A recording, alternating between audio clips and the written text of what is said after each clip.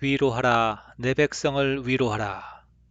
이사야 40장의 말씀입니다. 우리가 복음을 전하다 보면 참으로 안타까울 때가 많이 있습니다. 하나님의 선하신 뜻을 믿지 못하고 의심하면서 복음을 받아들이지 않죠. 그러면서 동시에 자기가 경험한 것은 정말 어떤 것도 믿지 않으려고 하는 그런 완고한 사람들의 마음입니다. 우리도 이와 많이 다르지는 않다고 생각을 합니다.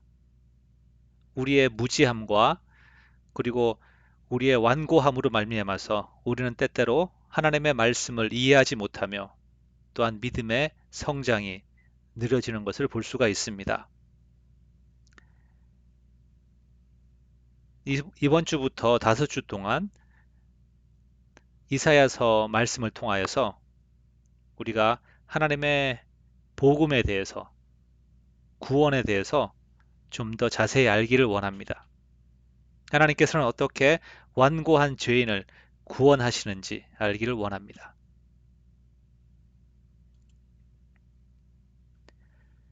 이사야 40장 말씀을 보면 이렇게 시작합니다. 너희 하나님이 이르시되 너희는 위로하라 내 백성을 위로하라 너희는 예루살렘의 마음에 닿도록 말하며. 무슨 일이 일어났습니까? 그들의 죄와 조상들의 죄로 말미암아서 그들은 멸망을 받아 바벨론과 아시리아로 팔려가게 되죠. 하나님의 택한 백성, 하나님의 택한 나라가 망한 것입니다. 그것은 이들이 하나님을 버리고 우상을 섬겼기 때문입니다. 하나님도 이들을 버리신 것 같습니다. 그런데 이제 하나님께서 그들의 나라를 회복시키시고 그들의 운명을, 그들의 삶을 회복시키려고 계획을 하는데 누가 그 계획을 믿겠습니까? 누가 그 마음을 믿겠습니까? 하나님께서 징계를 하신 다음에 이제 회복시키시는 그 약속을 믿기가 쉽지가 않죠.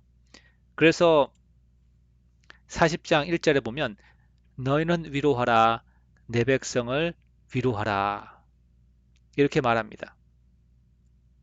이 말씀은 하나님의 애끓는 마음을 보여줍니다. 한두 번 말해서는 이 사람들이 믿지 않는다는 것이죠. 이 사람들이 믿고 하나님의 마음을 알 때까지, 하나님의 사랑을 알 때까지 계속해서 설득을 하라 이렇게 말씀하십니다.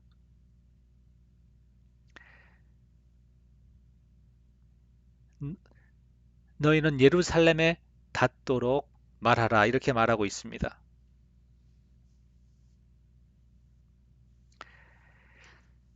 자, 이스라엘 백성들을 보면서 하나님의 마음이 어땠는지 한번 생각해 보기를 원합니다.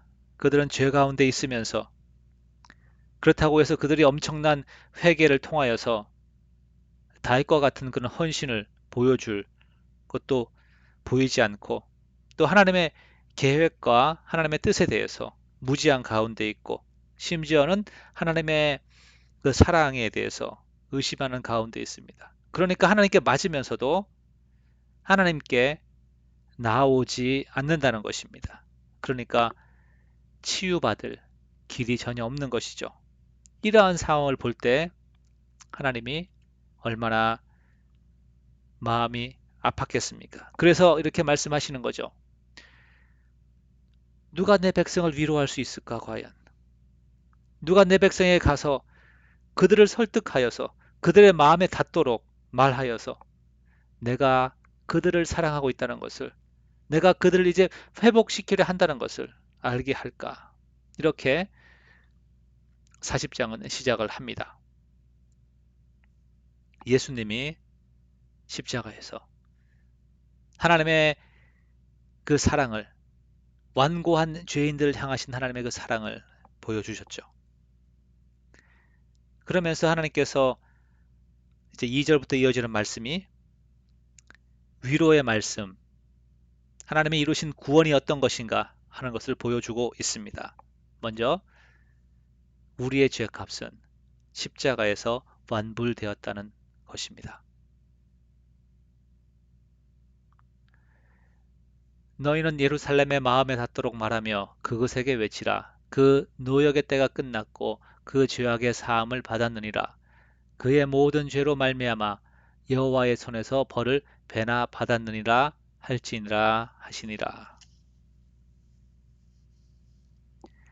그들의 어떠한 회개의 징조라든지 회개의 행위가 아닌 그들이 충분히 죄악의 형벌을 받았다는 사실, 그것으로 인해서 하나님의 구원과 회복케 하시는 역사가 나타난다는 사실입니다. 하나님은 말씀하시기를 70년의 때가 차면 이제 그들이 고국으로 돌아올 것이다 말씀하셨죠. 이것이 어떻게 우리의 신앙에 연관이 되겠습니까? 십자가 안에 위에서 우리의 죄값이 완전히 배나 아무것도 남김없이 영원히 단번에 지불되었다는 것입니다. 구원은 우리의 선한 행위나 다른 어떠한 공로가 아닌 바로 예수 그리스도의 십자가의 죽음으로 인한 우리 죄값을 완전히 지불하심으로 우리에게 임하게 되는 것입니다. 두 번째, 예수님께서는 믿음으로 말미암는 구원의 길을 닦아 주셨습니다. 그래서 모든 사람들이 구원에 이를 수 있도록 길을 열어 놓으신 것이죠.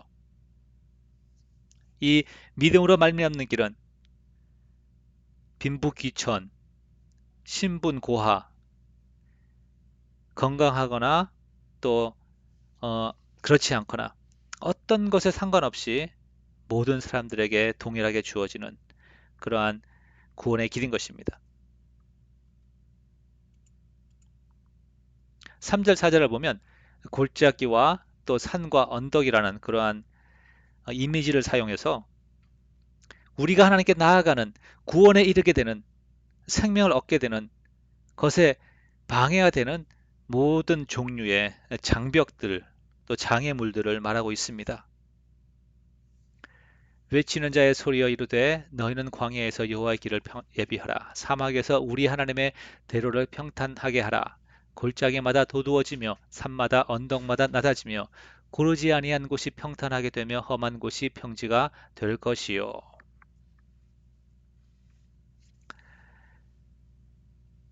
때로는 이 장벽이 인종적인 장벽이 될 수도 있습니다. 유대인과 이방인 혹은 종교적인 장벽, 제사장과 또 일반 평민들 혹은 이러한 골짜기와 혹은 산, 언덕이 우리 내면에 있는 교만한 마음, 하나님의 뜻에 대응하는 나의 생각을 높이고 나의 의를 구하려고 하는 그러한 교만한 마음이 들 수도 있습니다. 이 모든 장벽들이 없어질 것이고 또 없어져야 하는 것입니다. 이것이 하나님을 겸손하게 영접하는 회개의 마음인 것이죠. 그렇게 함으로써 우리가 하나님의 영광을 보게 된다고 말합니다. 여호와 영광이 나타나고 모든 육체가 그것을 함께 보리라. 이는 여호와 입이 말씀하셨느니라.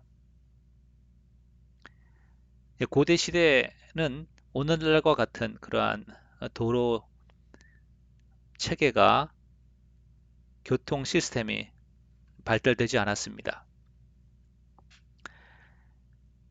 길이라고 해봐야 교역로, 교역로, 몇 가지 교역로밖에 발전되지 않았죠. 예, 교역로가 아니고 교역을 위한 길들이죠. 예. 그래서 왕이 어떠한 지역의 어떠한 도시에 성읍에 방문하고자 할 때는 이제 그 성읍 사람들이 그 왕이 다니는 그 킹스 하이웨이 왕의 대로가 있습니다. 거기서 자기 마을까지 이 돌을 닦아야 돼요. 그래야지 왕의 마차가 올 수가 있잖아요.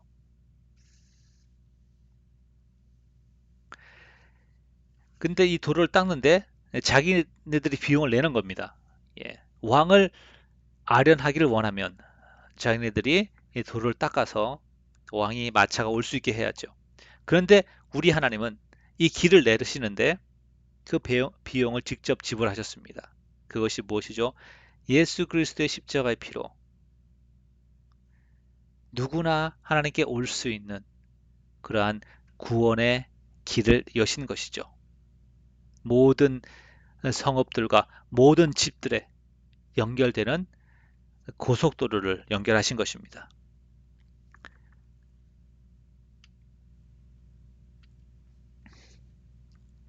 예수님께서 십자가에 달리실 때 유대인의 왕 예수, 이 말은 히브리어, 헬라어, 라틴어, 로마어 이렇게 세 가지 글자로 쓰여졌습니다. 모든 사람들이 읽을 수 있도록, 그리고 예수님의 십자가는 갈보리 언덕에 높이 세워짐으로써 모든 사람들이 하나님께서 하신 일을 볼 수 있도록 하셨습니다. 그리함으로써 죄인을 구원하시는 자비롭고 의로우신 하나님의 그 영광이 나타나게 된 것이죠.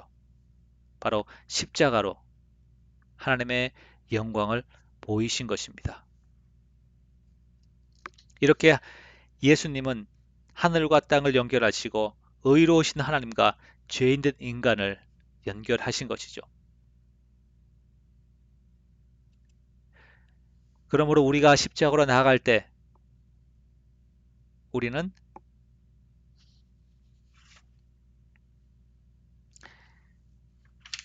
우리는 나의 연약함을 고백하며 하나님의 의를 의지하는 것을 배웁니다. 영어 노래에 그런 가사가 있습니다. 우리가 당신의 보좌 앞에 설 때 우리는 나의 것이 아닌 주님의 그 영광의 옷을 입을 것입니다. When we stand before your throne, dressed in glory, not my own. 우리는 하나님의 의로 인해서 구원받은 것입니다. 그래서 바울은 고린도 후서에서 이렇게 말하죠. 누구든지 그리스도 안에 있으면 새로운 피조물이다. 우리가 그리스도 안에 있으면 그리스도께 속한 그 모든 것이 바로 나의 것이 되는 것이죠.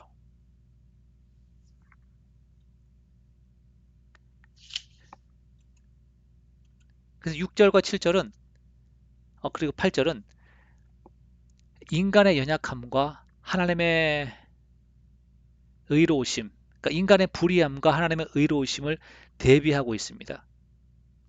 그리고 이것이 바로 십자가가 우리에게 주는 메시지이고, 동시에 유대 백성들이 그 엑사일, 바벨론 유수라고 하죠. 바벨론 포로 생활을 지나면서 이들이 깨달아야 하는 하나의 진리가 바로 이것입니다. 이 4절과 6절과 7절이 이들이 왜 바벨론 포로로 잡혀가야만 했는지 그 메시지를 알려주는 거죠. 6절 말하는 자의 소리여 이르되 외치라 대답하되 내가 무엇이라 외치리까 하니 이르되 모든 육체는 풀이요 그의 모든 아름다움은 들의 꽃과 같으니 풀은 마르고 꽃이 시듬은 여호와의 기운이 그 위에 불미라 이 백성은 실로 풀이로다. 우리의 모습은 풀과 같고 그리고 우리가 성취하는 모든 이 땅에서의 성공, 사역에서의 열매 모든 것은 꽃과 같다고 말합니다. 우리가 젊을 때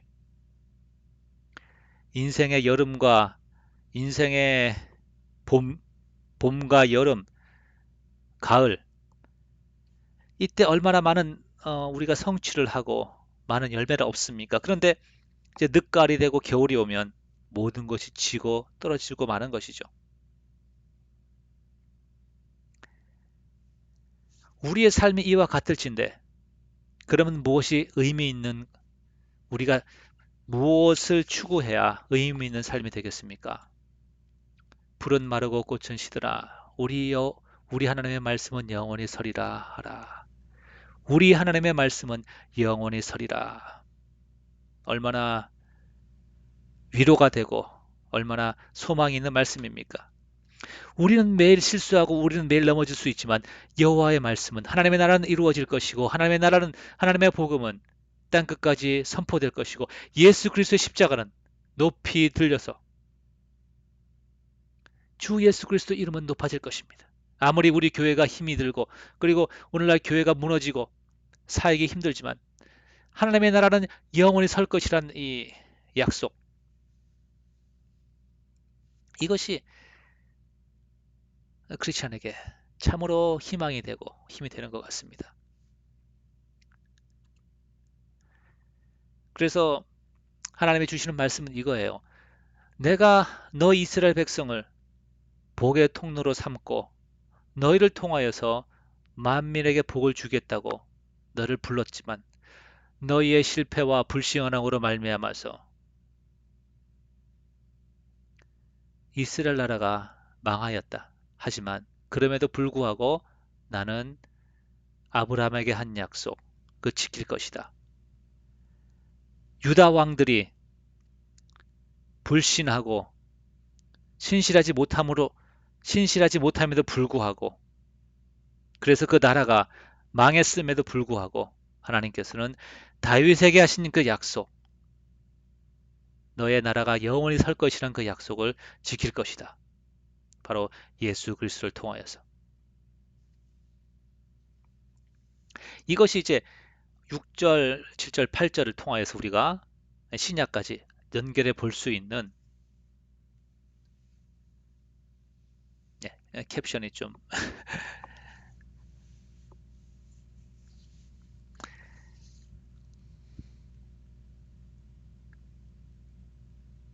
그래서 우리가 말할 수 있는 것은 모든 인간은 풀과 같고 인간이 행하는 어떠한 선한 일이나 심지어 사역의 결과도 하나님 앞에서는 풀의 꽃과 같다는 사실. 그래서 우리가 하나님 앞에 설 수 있는 유일한 방법은 예수 그리스도의 옷을 입는 것밖에 없다는 것이죠.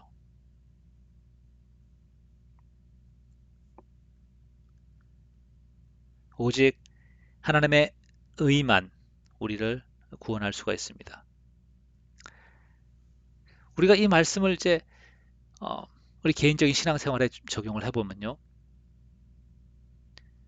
우리가 십자가를 볼 때 우리는 두 가지를 동시에 느끼는 것이죠. 하나는 절망과 하나는 소망인 것이죠. 나의 자신에 대한 절망과 또 예수 그리스도에 대한 소망을 같이 느끼는 겁니다. 고통과 기쁨을 같이 느끼는 것이죠. 어느 하나를 부정하면 안 되는 것입니다. 그래서 우리는 십자가로 나아가서 끊임없이 내 자신의 소망과 내 자신의 의지를 내려놓는 훈련을 해야 되고 동시에 예수 그리스도의 의의 옷을 의의 예복을 입는 훈련을 해야 되는 것이죠. 그러면 예수 그리스도의 예복을 입는다는 것, 예수 그리스도의 의로움을 내가 받는다는 것은 무엇을 의미할까요?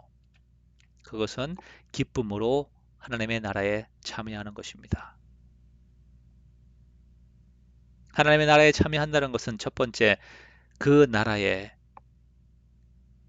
메신저가 되는 것입니다.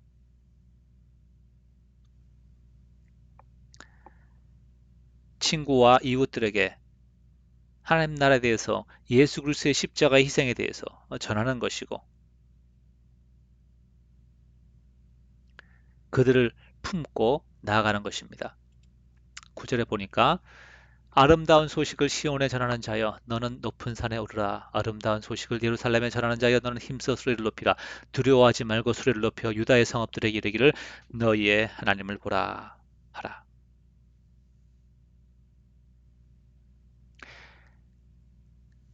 예루살렘은 이스라엘의 수도죠. 이제 거기서 그 왕이 임하시고 이제는 그 왕의 통치가 유다의 다른 상업까지 이루어지도록 그렇게 선포하는 것입니다. 그런데 보니까 두려워하지 말고 소리를 높여 이렇게 선포하라고 합니다. 바벨론과 같은 세상이 통치하는 가운데, 세상의 문화가 통치하는 이 바벨론과 같은 세상에 하나님의 나라를 선포한다는 것은 용기가 필요하죠. 세상 사람들이 복음을 덥석덥석 받아들이지 않습니다. 왜냐하면 그것은 그들에게는 완전히 다른 새로운 통치 방식에 따라가는 것이고, 새로운 가치관과 새로운 기준들을, 그러한 삶을 살아가는 것을 요구하는 것이죠. 그런데 그렇기 때문에 이제 그런 복음을 전하면 박해도 받고 조롱도 들을 수가 있습니다. 그럼에도 불구하고 하나님 나라에 대한 확신과 그 복음에 대한 자부심, 그리고 기쁨이 있다고 한다면 우리는 용기 있게 외칠 수가 있는 것이죠. 너희의 하나님을 보라. 하나님의 구원하심을 보라. 십자가에서 이루신 하나님의 구원을 보라. 이렇게 외칠 수가 있는 것입니다. 그러면서 10절, 11절 하나님이 어떤 분이신가? 10절에서는 그분이 친히 다스릴 것이다. 강한 팔로 다스리시고 인내하며 믿음을 지킨 자에게는 상급을 주시고 또한 조롱하며 믿지 않았던 자들에게는 보응을 하실 것이다. 11절에 그는 또한 자비하신 목자와 같다. 그 팔로 그 품에 안으시고 또 온순하게 부드럽게 인도하실 것이다. 이렇게 말합니다.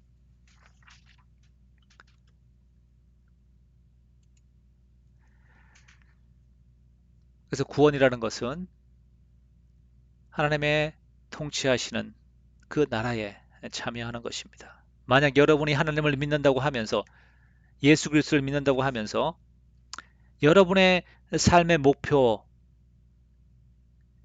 개인의 나라를 추구하고 개인의 삶의 목표를 추구한다면 그것은 여러분은 아직도 그리스도 안에 있는 것이 아닙니다.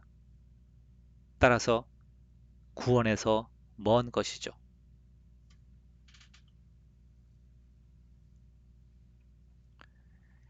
말씀을 정리합니다. 오늘 말씀을 읽어보면 1절부터 11절까지 하나님의 이루신 놀라운 하나님이 이루신 놀라운 일들이 나와 있습니다. 1절에 위로가 필요한 백성들이 나오죠. 상심하고 낙담하고 절망 가운데 그리고 여전히 죄 가운데 있는 정말로 위로가 필요한 백성들이 나옵니다. 이 백성들을 어떻게 위로할고 어떻게 하나님의 사랑과 하나님의 그 구원의 계획을 알게 할 것인가 하나님의 외침, 울부짖음이 1절에 나와 있습니다. 그런데 이어지는 3절 외치는 자의 소리가 나오죠.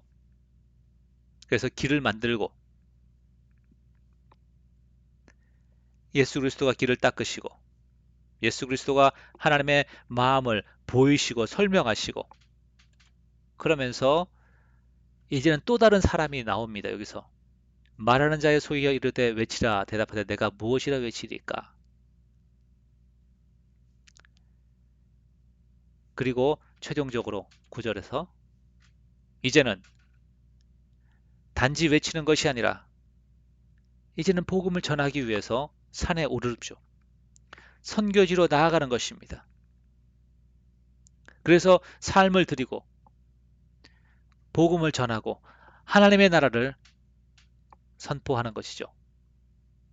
의심하며 낙심 가운데 있는 죄인이 위로가 필요한 그러한 백성이 이제 하나님 나라에 헌신된 전도자가 되는 것을 볼 수가 있습니다. 이것이 하나님이 행하신 놀라운 구원의 역사이고 구원의 완성으로 나가는 것이죠.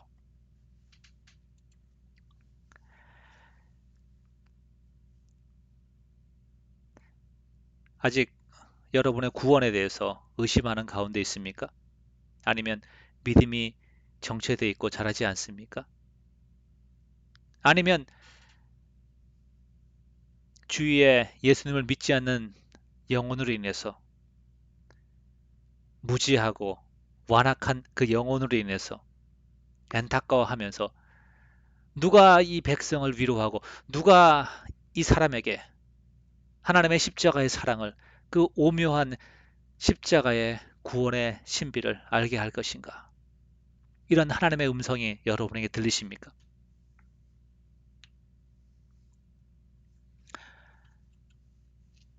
이것이 바로 십자가를 통해 보이신 완고한 죄인을 구원하시는 하나님의 방법입니다. 하나님의 메시지인 것이죠.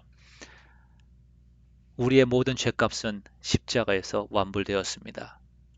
그리고 예수님께서 믿음에 이르는 구원의 길을 내셨습니다. 우리의 의가 아닌 하나님의 의를 의지하시기 바랍니다.